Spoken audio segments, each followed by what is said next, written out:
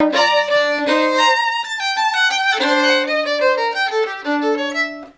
there you go. You can hear all the different voices, Yeah, right? yeah. I could hear all four voices. How do you do that? Hi, I'm Matthew Lorenzon. Today I'm going to call one of the greatest violinists in the world, Ray Chen, to talk about some of the most beautiful music ever written. Hi, Ray Chen. Hi, Matthew. How's it going? I understand you've been using your time in isolation to record the music of J.S. Bach? Why Bach of all composers? Playing Bach's music, I've learned it since I was a little kid. Now, recording it, especially during the pandemic where we've got all these emotions, the frustrations, hope, nostalgia, all these different feelings, I decided as a musician, well, my job is to capture them and put them into music. If you were going to play one piece by Bach to cheer everyone up, to give everyone hope, and I'm talking about the full-strength, hospital-grade, last line of defense, antidepressant, antibiotic, what would it be? There's actually a movement that I recorded called the Preludio. Now, I think that this particular movement, it always brings a smile to my face. So actually, since I've got my violin here, would you like me to play a little bit for you? Yes, please. Now, before I begin, I want to just issue a challenge.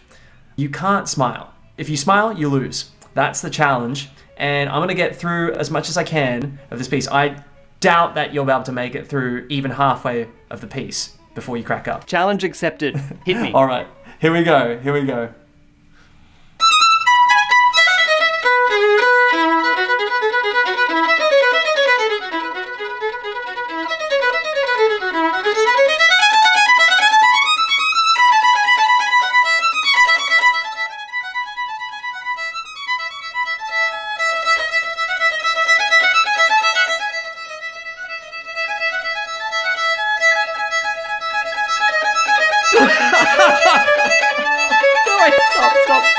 Stop. I just cracked when it started to get so playful and clever. It was kind of like I was hearing 2 or even 3 violins at the same time. What was happening there? Well, we have a technique called just double stops, which is actually when you play 2 strings at once.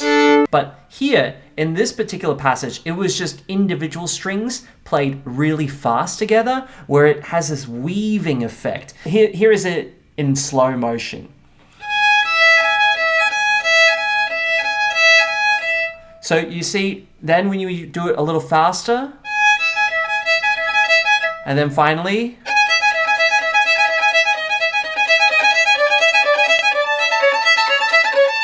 it's like an illusion. It's like if you have 2 images flashing up really fast on the screen next to each other, you'll actually see both at the same time. that's the perfect analogy. So the violin can actually play multiple tunes at once. That's right, and actually, a perfect example of that is called a fugue. There's always 4 voices in a fugue. Suddenly you're dealing with double, with triple, 4 strings at once.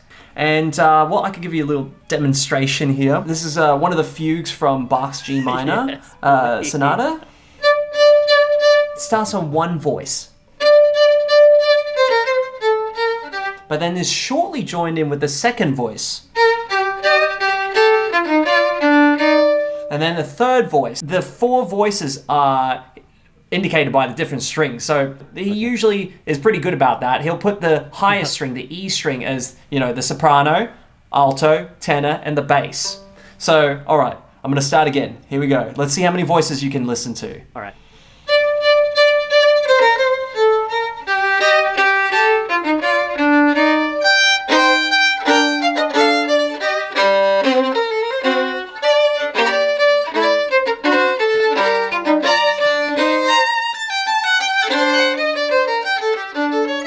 So there you go. You can hear all the different voices, Yeah, right? yeah. I could hear all 4 voices. How do you do that? When I was first starting to learn fugues like this, it was always trying to prevent the crunch fest, is what we would call it. What does a crunch fest sound like? Here's what I used to sound like. I remember practicing this. This is what a crunch fest sounds like. So it probably sounds all right on 1 string.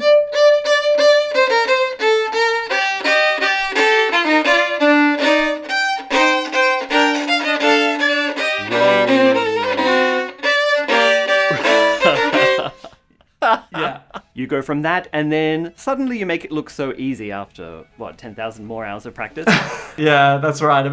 Good, maybe even over 10,000 hours. So you've had a lot of time in isolation to practice that, clearly. What was it like recording an album? Well, actually, because here in the States we can't go anywhere, studios are certainly not open. All the orchestras have actually cancelled their seasons till next year.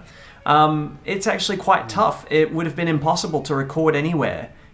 So I actually decided to do it right here, in this very room, actually, in my place. It was one of the toughest things I did in my life, but in the end, I think the result I was pretty happy with it. And of course, you haven't been completely alone in isolation because you have a really active fan base, in particular on your Discord server, which is an online space where people can chat about music and share themselves practicing and get feedback on their practice. What made you start that? So that all started when, a group of my fans got together and said, we really don't have much to practice for. This was at the beginning of the pandemic. Their lessons were cancelled. School was cancelled, everything was cancelled. I thought, why not give people a reason to practice?